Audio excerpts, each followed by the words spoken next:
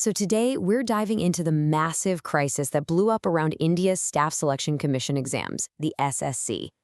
We're talking about a story of systemic failure that has impacted millions. But we're going to look at it through a really unique lens, a source that sees this whole ordeal not just as a logistical nightmare, but as a genuine test of faith. And that really gets to the heart of it, right? For millions of young people, this exam is everything. It's this path of intense, sincere dedication.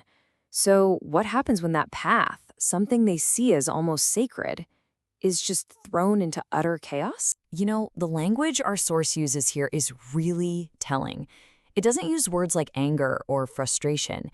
Instead, it talks about distress and concern. And that choice of words, it just immediately sets the tone, framing this whole problem in terms of deep emotional and, spiritual weight. All right, so let's get some background here. The SSC exam is the main gateway for these super important government jobs, and millions of people dedicate years of their lives to studying for it.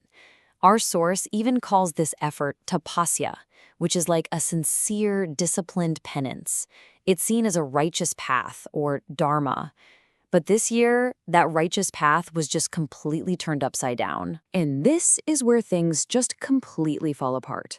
On the big day, the students weren't just being tested on what they knew, they were hit with this series of unbelievable trials, this cascade of failures that tested their patience and their sanity at literally every single turn. I mean, just look at this list. The admit cards, the one thing you absolutely need to get in, they showed up just 2 days before the exam. And some of them were totally blank. Then, on the day itself, the biometric systems crashed, computers froze up right in the middle of the test, wiping out 10-15 precious minutes in an exam where every single second counts. And to top it all off, a massive chunk of the questions, like 60 to 70%, were supposedly repetitive, which just calls the entire exam's integrity into question. And the chaos went all the way down to the most basic things. It wasn't just the big systems crashing. Students were saying that even the tools they were given, like the computer mouse and pens, were so cheap and crummy that they barely worked.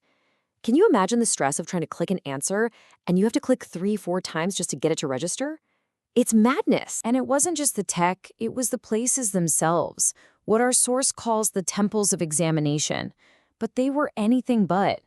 We're talking rooms with no fans in the sweltering heat, broken chairs, no drinking water, no washrooms.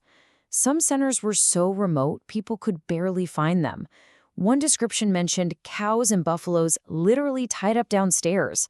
And get this, in one place, there was a loud DJ blasting music right next door to the exam hall.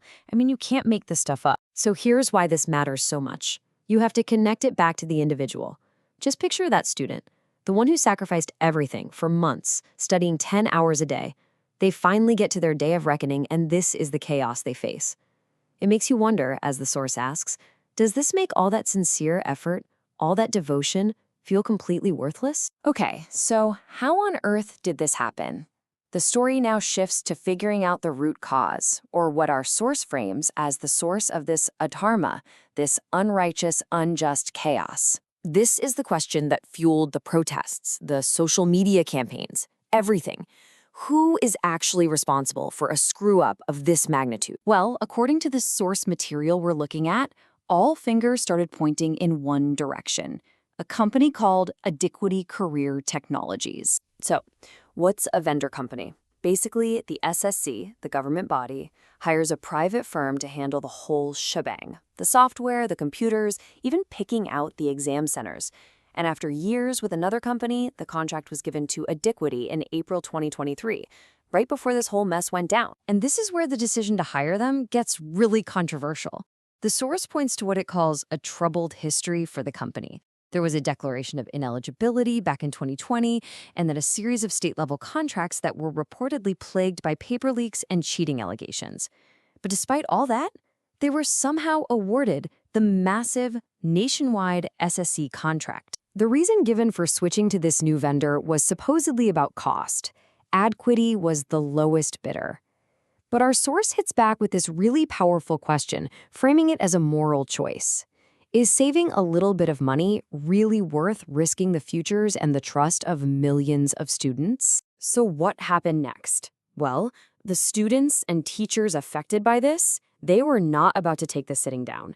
They got organized, and they took their fight from hashtags on social media right to the streets in what the source calls a righteous uprising. And their demands were pretty clear-cut and direct. 1, they wanted the contract taken away from Adiquity and given back to the old vendor.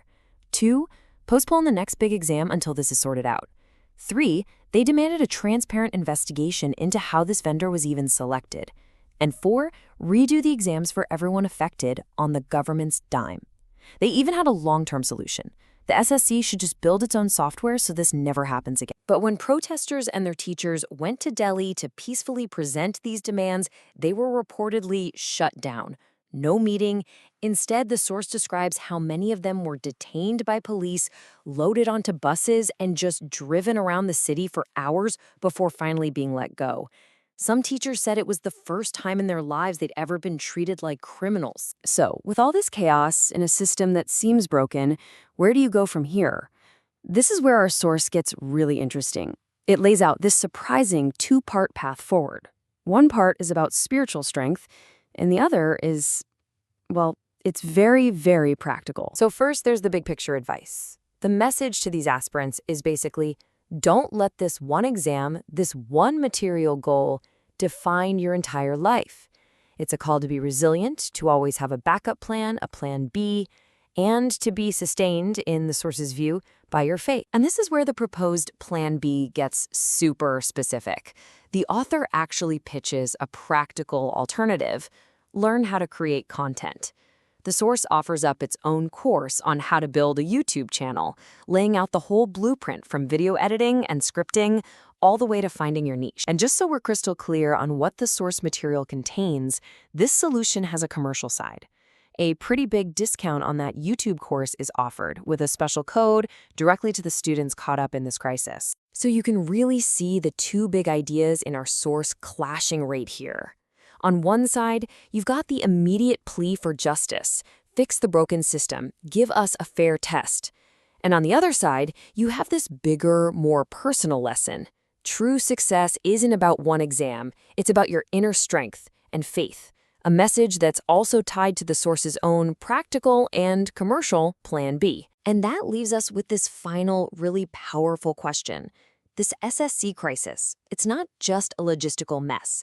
It's a deep breach of trust between a generation and the system that's supposed to serve them. It really makes you ask, when the very systems people put their faith in completely collapse, how do they find the strength to move forward?